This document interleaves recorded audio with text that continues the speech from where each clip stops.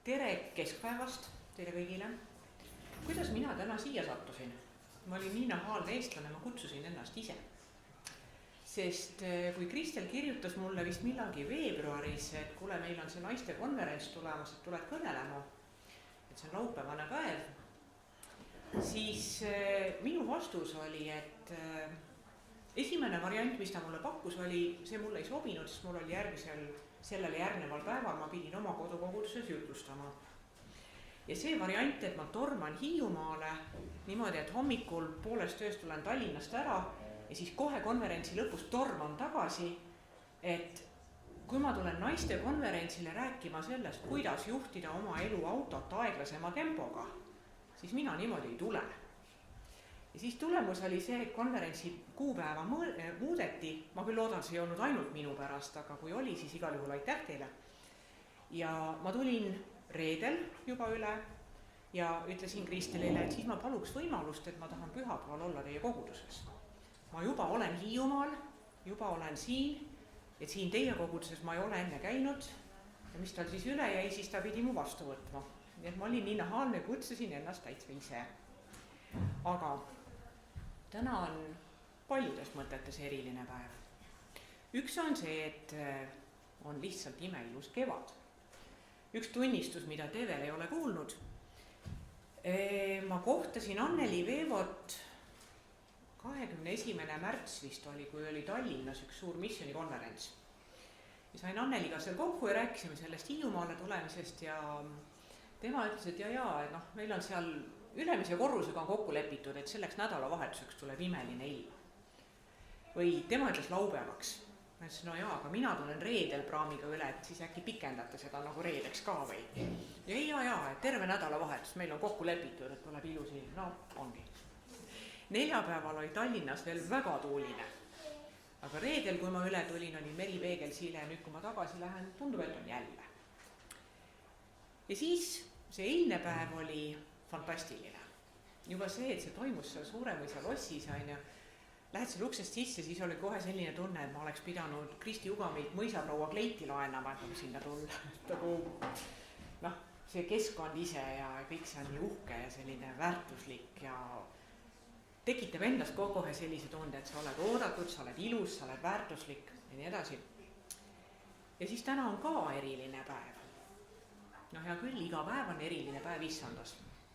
Aga täna on eriline päev selles mõttes, et meie kalendris täna on ülestõusmispüha järgne pühapäev.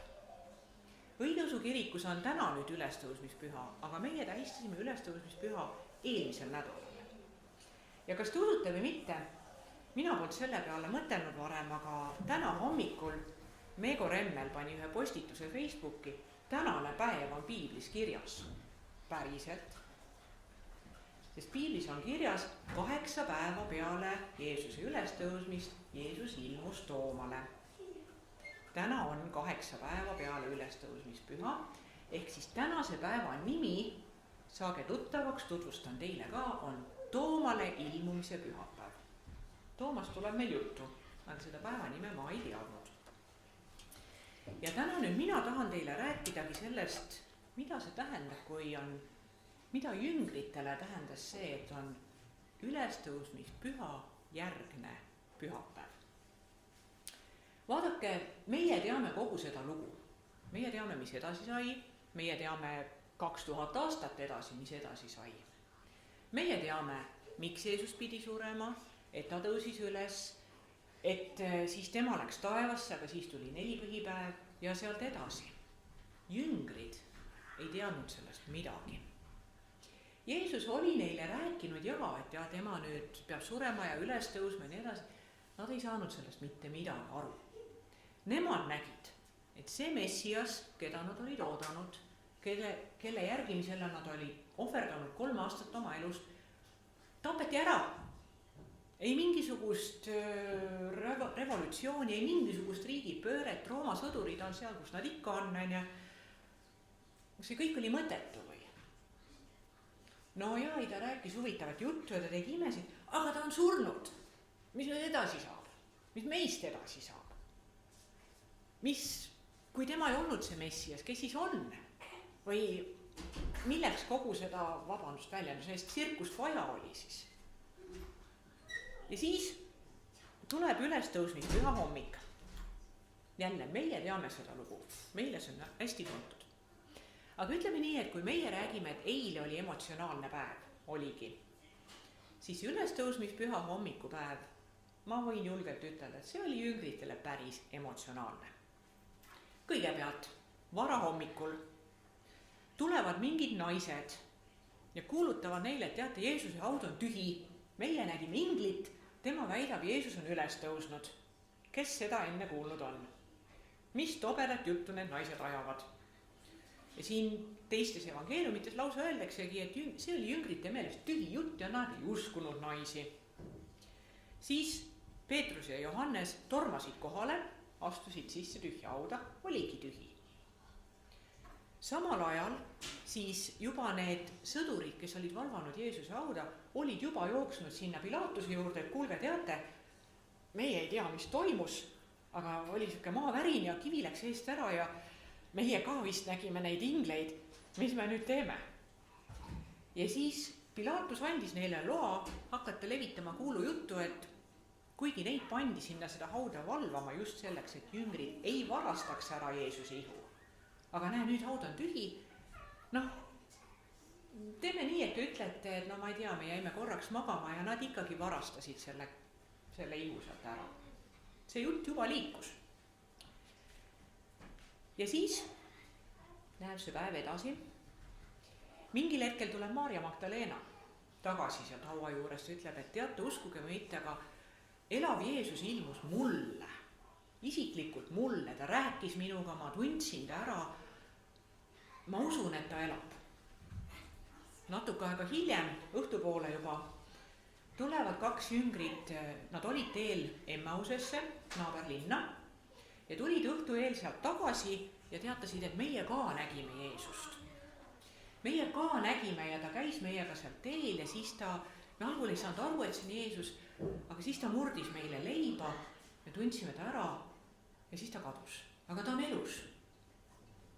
Ja siis see sama päev jätkub veel. Johannes evangeeliumi 20. peatükis kõigepealt salmid 19-23.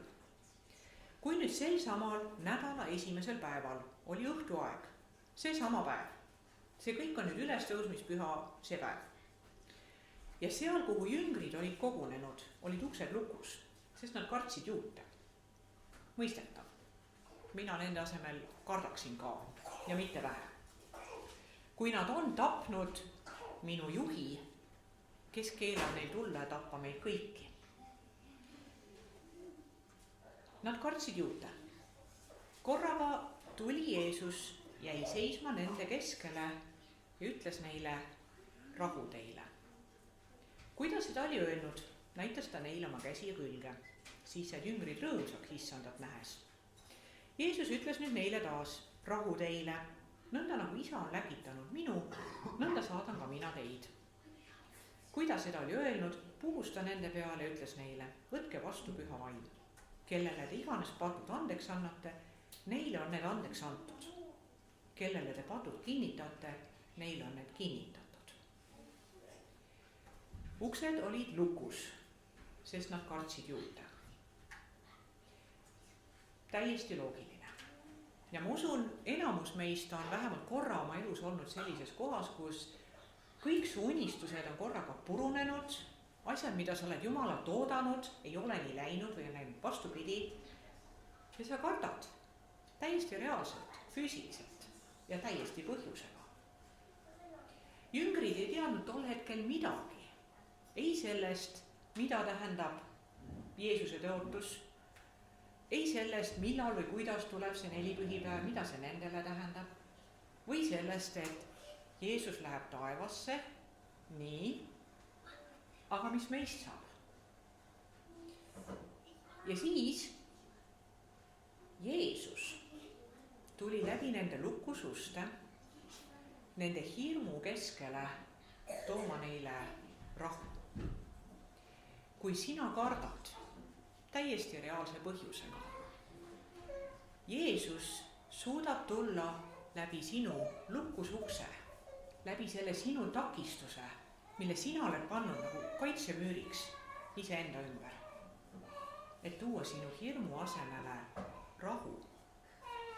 Eile me naistekonverentsil rääkisime sellest ka, kuidas väga sageli meie südamed on lukus. Sest võib-olla meil on seal nii palju kas süütunnet või häbi või katkiseid kogemusi või haiget saamisi või ka pettumust Jumalas. Asjad juhtuvad, elu on raske. Ja siis Jeesus suudab tulla läbi nende lukususte sinu südamesse, et tuua rahu. Kui jüngrid enne ei uskunud, kõiki teisi nad ei uskunud, nüüd Jeesus tuli ise ja nad võisid täiesti veendunult kinnitada, et nüüd mina tean ka, Jeesus elab. Mis iganes viisil ta seda tegi, me nägime, kui ta tapeti, me nägime, kui ta maha maeti, aga ta elab. Ta tuli, rääkis meiega, näitas meile oma käsi, me teame, et ta elab. Aga siis lugu läheb edasi. Sellel korral Toomas ei olnud nendega koos. Huvitav, kas tema ei kartnud või? Teised olid kõik seal lukususte taga värisesid, kus Toomas oli? Ei tea, aga teda seal ei olnud. Siis salmis 24. Toomas, keda nimetatakse kaksikuks, 1.12. ei olnud nendega seal, kui Jeesus tuli. Teised jüngrid ütlesid nüüd talle, meie oleme näinud issandat. Tema ütles neile, kui ma ei näe tema käteses naelajälgi ja ei pista oma sõrme naelte asemeisse ega oma kätt tema külje sisse, ei usu ma mitte. No ja meie siin nüüd siis räägime uskmatu Toomas, eks, et sa oled ka uskmatu Toomas, midagi sa ei usu, aine. Need samad jüngrid paar tund või siin ülestõusmispüha hommikul, nad ka ei uskunud. Ja kui ma nüüd täiesti reaalselt räägin, kui minu juurde tuleks keegi sellise jutuga, mina ka ei usuks. Unista edasi ja tõusis surnuist üles ja muidugi, kes seda enne näinud on, eks ole. Ja teie kõik nägid, aga võt mina ei näinud, ma ei usu. Ja siis 8 päeva pärast, ehk siis nagu siis meie kalendri järgi tänasel päeval, olite jüngrid taas kodus ja Toomas nendega. Uksed olid lukus, ikka veel olid lukus. Nad ikka veel tegelikult kartsid. Jeesus tuli teist korda läbi lukususte. Jäi seisma nende keskel ja ütles rahu teile. Seejärel ta ütles Toomale, pane oma sõrm siia, vaata minu käsi, pane oma käsi, pane oma käsi, pista minu külje sisse ja ära ole uskmatu, vaid usklik. Toomas vastas talle, minu issand ja minu Jumal. Jeesus ütles talle, kas usud sellepärast, et sa oled mind näinud? Õndsad on need, kes ei näe, kuid usuvad. Kui esimesel korral Jeesus tuli üks, et tõestada, et ta on üles tõusnud, aga teine, et tuua hirmu asemel rahu, siis nüüd ta tuli, et tuua kahtluse asemel kindlust. Toomas pärast seda teadis kindlalt, täiesti kindlalt, et Jeesus on elus.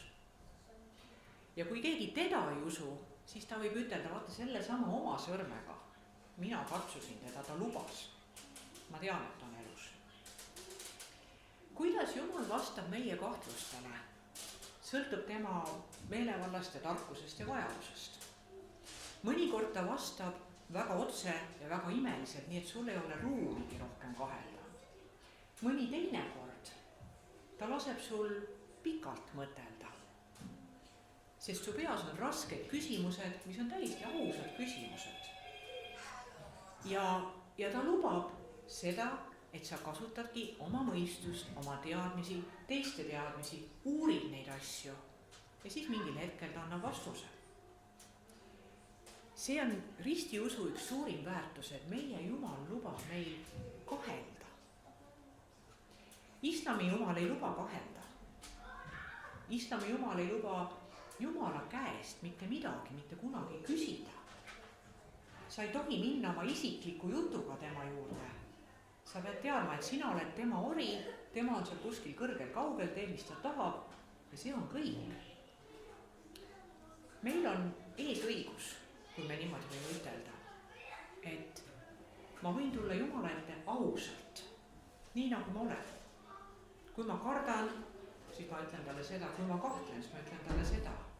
Kui ma vihastan või leinan või mis iganes, ma võin tulla nii, nagu ma olen. Jeesus ei visanud Toomast välja, sellepärast, et Toomas küsis ausaid küsimusi. Toomas võib-olla ütles sõnadega välja selle, mida kõik teised mõtlesid. Vaid ta tuli ja vastas Tooma küsimusele sellisel viisil, et ta sai aru. No hästi, aga mis siis edasi saab? Siis järgneb tükk aega vaikust. Kui te vaatate kirikupühade kalendrit, siis liturgilistes kogudustes, näiteks Luteri koguduses, loetakse nüüd iga järgnevat pühapäeva sõnadega ülestõusmispüha, nagu esimene, teine, kolmas pühapäev peale ülestõusmispüha. Vahepeal oli see, et seda loeti peale nagu kolmainupühast edasi, aga nüüd on mindud sellele korrale enamuses kirikutes, et loetakse, et see on nüüd esimene, teine, kolmas pühapäev pärast ülestõusmispüha. Mis pärast? Sest kiriku aastas pärast ei toimu midagi. On 4 püha, aga sellest nagu ei loeta neid pühapäevi. Kuidagi tuleb see tunne, et peale seda ülestõusmispüha, peale neid ilmumisi, jüngrite ellu tuli vaikus. Mis saab edasi? Me ei tea. Me nägime seda Jeesust, aga nüüd edasi ikkagi ei tea. Nad andis meile mingeid juhiseid, et Peetrusele kuskil ta ütles, et mine Galilea järve äärde, seal sa näed mind, on. Teistele ütles, et oodake Jeruusalemmas. Aga kui kaua? Mida me ootame? Nagu, kas ma peaks uuesti tööle minema? Mis ma oma perele ütlen? Kas nüüd on turvaline Jeruusalemmast ära minna? Kaua see kõik kestab? Nagu, mis minu roll selles kõiges on? Midagi ei tea. Ja siis tuleb see lugu, mis on Johannese evangeeliumi 21. peatükis, kus on siis 3. kord, kuidas Jeesus jüngritele ilmub. Ja ma loen nüüd seda niimoodi jupi kaupa, et seal on see, et kõigepealt algab sellega, pärast seda ilmus Jeesus jüngritele veel Tiberia järve ääres, aga ta ilmus nõnda. Siimon Peetrus ja Toomas, keda nimetatakse kaksikuks, Natanael, kes oli Galilea Kaanast, ja Sebedeuse pojad ja veel 2 tema jüngritest, tõenäoliselt Andreas ja Filippus, sest nad olid selle kandi mehed, olid seal koos. Teiste sõnadega nad olid läinud Jeruusalemmast ära tagasi koju. Nad ei teadnud ikka veel, mis edasi saab, aga nad olid läinud tagasi koju. Siimon Peetrus ütles neile, ma lähen kalale. Nad ütlesid talle, me tuleme sinuga kaasa. Nad läksid välja, astusid paati, aga sellel ööl ei püüdnud nad midagi. Aga koidu ajal seisis Jeesus kaldal, ent jüngrid ei teadnud, et see on Jeesus. Teate, mõnikord räägitakse sellest kirjakohast selles võtmes, et oi näe, vaata nüüd jüngrid olid nii uskmatu, näe, nad läksid tagasi koju. Kuhu nad pidid minema siis? Nagu kaua nad passivad seal Jeruusalemmas, pühad said läbi, kõik rahvas läks ära, neid ka pered kodus ootavad, see õpetaja, keda nad järgisid, seda nagu siin enam füüsiliselt näha ei ole, muidugi nad lähevad koju. Ja teate, väga sageli juhtub selline asi, millel on inglisekeelses terminoloogias täitsa eraldi nimi, selle nimi on konverentsijärgne depressioon. Eile meil oli võimas konverents. Aga nüüd ma lähen koju ja seal ei ole midagi. See kogudus, kus mina olin Bosnias, see oli geograafilises mõttes sarnane Kärdlaga või Hiiumaaga Eesti kaardil, sest me olime ka loodenurgas kõigist teistest kaugel eemal. Kui siin teid eraldab meri, meid eraldasid mäed. See oli väike koht, kui kõigil teistel läks pealinna või sinna teistesse olulisematesse keskustesse minemiseks 3 tundi autoga, kas meil läks 7. Ja siis, kui me jõudsime tagasi, meie kõige lähem evangeelne kogudus oli 2,5 tunni tee kaugusel. Ja siis, kui sa tuled sealt konverentsilt ära, mida lähemale kodule, seda raskemaks see minek läheb. Sest sa tead, et kõik see, mis seal toimus, seal minu külas ei ole midagi. Meie koguduses on ikka veel need 5 vana tädi, kellest 2 on psüühiliste diagnoosidega, 1 on pool kodutu ja siis 2 meest, kes on võib-olla ka mingi diagnoosiga. Ja siis sa lähed sinna ja mõtled, noh, oli vägev, oli võimas, aga mis nüüd edasi saab? Või kui sul on olnud selline kõrge mäetipu kogemus Jumalaga, Jumal oli nii lähedal, ma usun, eile paljud seda tundsidki. Mis järgneb mäetipule? Alla tulemine. Sellepärast mina usun seda küll ja olen isegi ka oma elus näinud, et see peale konverentse või selliseid tipphetki tuleb palju rünnakuid. Tulebki. Mitte niivõrd sellepärast, et ei tea, mis nüüd juhtub, vaid sellepärast, et sa ei saa sinna mäetippu jääda. Suuremõisa loss oli meile renditud eilseks päevaks. Kui konverents sai läbi, me läksime sealt ära, uksed pandi lukku. Ja isegi kui ma oleks jäänud sinna kuuse alla magama, külm oleks olnud, siis sellegi poolest see, mis seal eile toimus, ei jäänud sinna pidama. Me läksime koju. Need jüngrid läksid ka koju. Ja seal Jeesus tuli nüüd seekord niimoodi, et nad ei tundnud teda ära. Jeesus tuli nende koju, aga sellisel viisil, et nad ei tundnud teda ära. See tähendab seda, et seekord Jeesus tuli, et näidata neile, et teate, ma olen teie kodus ka. Mitte ainult seal mäetipus, mitte ainult Jeruusalemmas, vaid ma võin tulla ka siia teie koju. Ja mis siis edasi saab? Need jüngrid olid järvel, püüdsid kala. Jeesus seisis kaldal, jüngrid ei teadnud, et see on Jeesus. Jeesus hõikas neile, lapsed, on teil midagi leiva kõrvaseks? Nemad vastasid talle, ei ole. See koht, kus jälle me oleme olnud mõnikord väga sageli. Et meilt nõutakse igasuguseid asju, sellest me eile ka natuke rääkisime, kui on teiste ootused versus minu ressursid. Küsitakse, tahetakse, ma tunnen, et ma peaks andma, aga mul ei ole. Mis siis saab? Ja siis Jeesus ütleb 6. salmis, heitke noot paremale poole paati, siis te leiate. Nad heitsidki ja ei jaksanud seda enam tõmmata kalade hulga tõttu. Nüüd ütles jünger, keda Jeesus armastas Peetrusele, see on Issand. Miks ta seda ütles? Sellepärast, et sellel hetkel, kui Jeesus kutsus oma esimesed jüngrid, Peetruse ja Andrease, Jakobuse ja Johannese, kuidas ta seda tegi? Samamoodi, nad olid järvel, püüdsid kala, terve öö ei saanud mitte midagi. Ja siis Jeesus hüüdis rannalt, heitke võrk paremale poole. See oli täpselt see sama. Jeesus tuli sinna nende nii-öelda konverentsijärgse depressiooni orgu läbi tuttava olukorra. Läbi selle, kus nad teda juba tundsid. Läbi selle, mida nad olid varem juba õppinud. Ja siis nad said aru, et oota, seda mustrit ma olen juba näinud. Ja nad said aru, et see on Jeesus. Ja siis, mis siis saab? Siimon Peetrus teadis väga hästi, mis oli juhtunud mõned päevad varem. Tema teadis, kuidas tema oli ootanud Jeesusele igavest truudust ja mida kõike, et isegi kui kõik sind maha jätavad, mina ei jäta. No ja siis te teate, mis edasi sai. Ta teadis, et 3 korda, mitte 1 korra, vaid 3 korda väitis teistele, et tema Jeesust ei tunne. Ja nüüd see Jeesus on seal temaga koos. Otse tema vastas. Jeesus tuli seekord, kuid esimene kord tuli tooma hirmu asemel rahu. Teisel korral ta tuli tooma kahtluse asemel kindlust. Siis sellel korral ta tuli tooma süüdistuse asemel andestust. Ja siis me loeme seda lugu, seda dialoogi Peetruse ja Jeesuse vahel.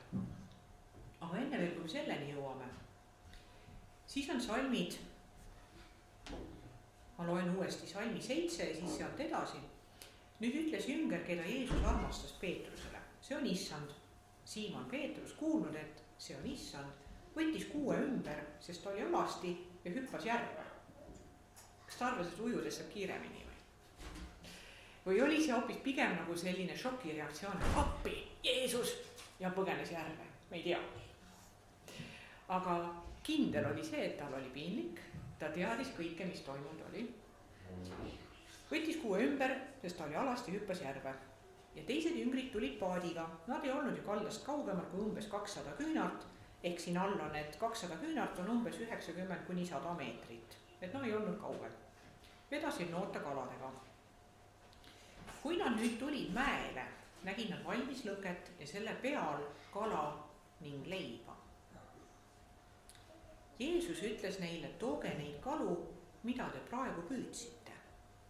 Siimon Peetrus läks üles, tõmbas mäele nooda täis suuri kalu arvult 153 ja nood ei rebenenud, kuigi neid oli nii palju. Jeesus ootas neid juba valmis lõkke, leibade, kala. Jeesusel oli juba kõik olemas. Aga ta küsis jüngrite käest nende osa, selleks, et näidata, et mina annan sulle ülesande. Minu käest tuleb kõik, mis sul selleks vaja on, aga sina pead oma osa ka tegema. Nemad tulid sinna, kus kõik oli valmis. Aga Jeesus ütles, nüüd tooge neid kalu ka, mida teie püüdsite. Kust need kalad sinna võrku said? Kas sellepärast, et nemad olid nii targad ja nii tublid ja need jälgisid kõiki kalamaailma seadusi ja ma ei tea, tõuse ja mõõnasid? Ei, nad olid terve öö oma tarkusega kala püüdnud, nad ei saanud mitte midagi. Need kalad, mis seal võrgus olid, tulid ka Jeesuse korraldusel. Kui Jumal annab sulle ülesande, siis mitte kunagi sellepärast, et sina oled nii väärtuslik ja nii andekas ja nii tark ja nii asendamatu, vaid sellepärast, et ta tahab kasutada sind ja teisi tavalisi inimesi oma töö tegemiseks. Aga kogu varustus tuleb tema käest. Kõik, mis mul on, nii see mu keha, kui mu tervis, kui mu anded, kui iseloom, kõik on tegelikult kingitus Jumala käest. Aga ta tahab, et ma teen oma osa ka sellega, et ma kasutan seda, mis ta mulle andnud on. Nad tulid, vedasid seda võrku ja siis nad sõid seal koos Jeesusega. Jeesus näitas neile sellega ka, et vaadake, et praegu nüüd ma olen ka täiesti füüsiliselt selles mõttes teie ees, et ma söön koos teiega. See on väga füüsiline tegevus. Kõik need, kes räägivad, et Jumal on, teate see mingi selline energia, mingi vool seal kuskil üleval ja niimoodi ja mingi tunne. Jeesus näitas, et ei, ma ei ole mingi tunne. Ma olen täiesti reaalselt füüsiliselt surnud ja füüsiliselt üles tõusnud. Ja nüüd juhin edasi teie elusid, teile tundmatul viisil, aga see olen mina täiesti reaalselt. Ja siis salm 12 ütleb, Jeesus ütles neile, tulge sööma. Ükski jüngritest ei julgenud temalt küsida, kes sa oled, sest nad teadsid, et ta on issand. Järelikult ta nägi välja teistsugune. Nad olid enne teda ju Jeruusalemmas näinud. Aga ta seekord tuli natuke teises vormis või teise kujuga, nagu jüngrid Emmause teel ei tundnud teda algul ära, sest ta nägi välja teistsugune. Aga see, mida ta tegi, selle kaudu jüngrid teadsid, et see on Jeesus. Jeesus võib tulla sinu ellu teistsugusena, kui sa ootad. Ta võib tulla sinu argipäeva, sinuga kõnelema, sinu vajadusi täitma, teistmoodi, kui sa ootad. Mõnikord me ei tunne ära, et see on Jeesus, kuni selle ajani, kui läheb mingi aeg mööda, me vaatame tagasi. Võt see oli küll Jumala juhtimine. Jeesus tuleb sinu argipäeva, aga mitte alati nii, nagu sina ootad. Philip Yancey on kirjutanud sellise päris paksu raamatu, see on eesti keeles ka, selle nimi on Nähes Jumalat ootamatutes olukordades. Ja siis seal on toodud välja hästi palju tavaolukorra sündmusi, kus keegi tavaline inimene on olnud Jumala käepikendus. Aidanud, palvetanud, jaganud, toetanud, suhtunud teisesse kuidagi Jeesuse käepikendusena. ja samal ajal siis ka see, et nähes Jumalat ootamatus olukorras, ma lähen konverentsile, ma eeldan või ootan, et Jumal seal midagi teeb. Esmaspäeva hommikul tööle minnes ma sellele tavaliselt ei mõtle. Aga ta tuleb sinna ka. Sa kunagi ei tea, millises olukorras, kelle elus või kus kohas või mismoodi tahab Jeesus sind kasutada. Siis pea meeles, et sina oled ainult tema veetoru. See vesi tuleb tema käest. Või meil on elektriajastu, eks ole. Kui mina üritan teha Jeesuse tööd oma jõust, siis ma olen nagu taskulamp, mille patarei ühel hetkel saab tühjaks. Ta põleb nii kaua, kui see patarei kestab ja siis ta saab tühjaks. Jeesus tahab, et me oleks elektripirnid.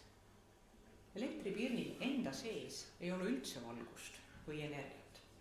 Tal on ainult need traadid, mis suudavad edasi anda juhtmetest tulevat valgust, kui ta on õigesti ühendatud, kui see lüliti on sees. Sinu ülesanne on jälgida seda, et sa lubad Jeesuse vooluringile endast läbi liikuda. Sest ta sinu osa ära ei tee, ta vägisi sind ei kasuta. Mul on üks väga hea näide selle kohta, kuidas mõnikord me vihastame iseenda peale, mõnikord ka Jumala peale, sellepärast, et meie osa oli täitmata. Ma olin alles saanud autojuhiks, nädal tagasi teinud oma viimased sõidutunnid ja siis hakkasin minema oma autoga esimest korda GPS-i abiga Tallinnast Viljandisse. Pidi minema kõrgem usuteadusliku seminari avasessile Viljandisse GPS-iga. Närvis ka muidugi, sest esimene pikk sõit ja kõik nii edasi on ju. Hakkan kodust minema, vaatan GPS-i, räägi minuga. Ja ma näen sealt telefoni peale, aga ta ei räägi minuga. Ma ei saa teda vaadata, ma pean teed vaatama. Ja siis ma seal parkisin auto ära, olin iseenda ja tehnika peale nii vihane, et nüüd kui vaja on, ta ei tee mitte midagi, kõik räägivad GPS-iga sõitmine. Miks ta ei töötanud? Miks ta ei rääkinud? Aga minu telefon oli hääletu peal. Ta rääkis küll. Mina ei kuulanud. Minu seade oli välja lülitatud. Kes oli süüdi? Ei olnud GPS. Minu telefon. Mina panin ta vaikse peale. Nüüd sa küsid, et hea küll, kus olen mina siin selles loos? Et oli tore päev, oli uhke. Seda Peetruse dialoogi Jeesusega võite veel ise kodus lugeda, see on ise omaette jutlust väärt. Aga kus oled sina? Võib-olla on sinu elus ka need kohad, kas praegu olnud või praegu käimas või varem olnud, kus sa tunned, et sa oled nagu Jeesuse jüngrid ülestõusmispüha ja nelipüha vahel. Mingid kogemused Jumalaga on olnud, mingid selgused ja sõnumid on tulnud, aga tulevikku ei näe. Edasi ei tea. Küsimusi on rohkem kui vastuseid ja argipäev tundub muserdavalt hall, sest mäetipp jäi selja taha. Siis olgu sulle kinnituseks see, Jeesus võib tulla sinu hirmu sisse, tooma sulle rahu. Jeesus võib tulla sinu kahtluste sisse, tooma sinna kinnitust. Jeesus võib tulla sinu süüdistuse sisse, ükskõik kes sind siis süüdistab, su oma süda või keegi teine, et tuua sinna andestust. Jeesus tegutseb ka sinu argipäeva keskel, aga sageli nii, et sina seda ei märka. Ja nagu Peetrusel, nii ka sinul, sinu vead ja läbikukkumised ei pane teda sind hülgama. Ainult armu saanud patune saab mõista ja aidata teisi. Iga suur Jumala mees, keda Jumal on palju kasutanud, on läbi käinud väga valusast murdmise kogemusest. Sest kui sa tahad näiteks teha mosaiikpilti oma vannitoa seinale, siis sa tead, sa pead need keraamilised plaadid katki tegema ja siis nad sobituvad mustriks. Selleks, et Jumal saaks meid kasutada murtud maailmas, ta murrab meid ka, aga siis põhjusega ja kindlal viisil. ma kuulsin alles hiljuti Tallinna Toomkiriku õpetaja ütles meie kooli suure neljapäeva palvusel sellise lause. Mida raskem on olukord, mida kaugemal Jumal tundub olevat, seda kramplikumalt tuleb meil temast kinni hoida. Ja ta kasutas seda näidet, et kui sa oled uppuval laeval ja sa ei oska ujuda, siis su ainuke lootus on klammerduda selle mingisuguse palgi külge, sest see on su ainus lootus, et pääseda. Mida raskem on olukord meie eludes, mida rohkem tuleb igasuguseid vastuväiteid, seda kramplikumalt tuleb meil Jumalast kinni hoida. Hoia kinni sellest, mida sa tead. Liigu edasi selles suunas, mida ta on näidanud. Ja siis õigel hetkel ta tuleb sinu igapäeva ellu, sinu järve rannale sellisel viisil,